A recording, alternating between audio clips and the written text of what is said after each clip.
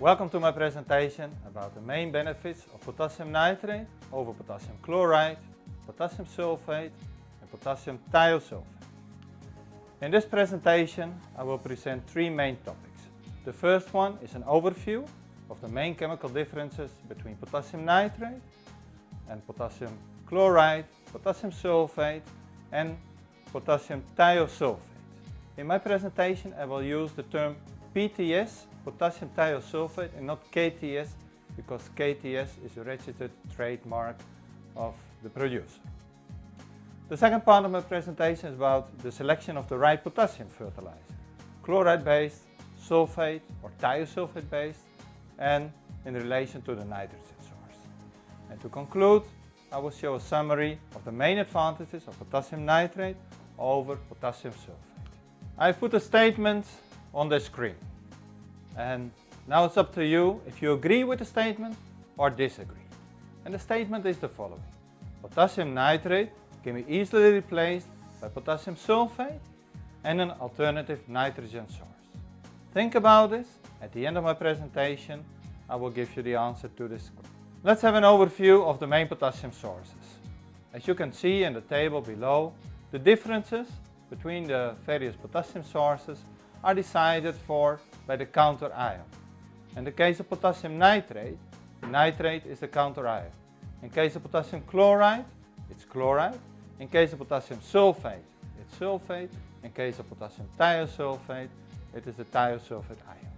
All the potassium is the same, so that is not making the difference. But the ions, the counter ions, are making the difference.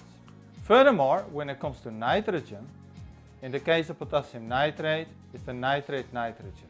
But when we use potassium sulfate or thiosulfate, we also have to complement, for the proper comparison, an alternative nitrogen source. And many times this is urea or an ammonium nitrogen based fertilizer like ammonium sulfate. So, as the first step, we will make the comparison between potassium nitrate and potassium chloride.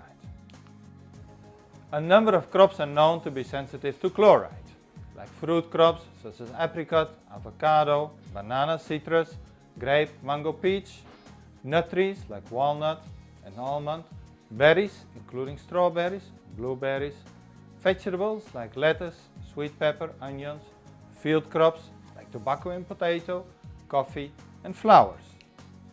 Nitrate helps to prevent excess chloride, as shown in this slide. When we feed the plant with sufficient nitrate, then nitrate will help to keep chloride outside the plant. This is what we call an antagonistic action between nitrate and chloride.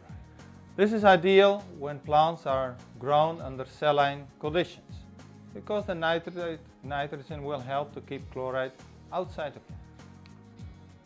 If we look at the advantages of nitrate over ammonium nitrogen, we have the chloride nitrate uptake antagonism and at the same time the chloride ammonium nitrogen synergism.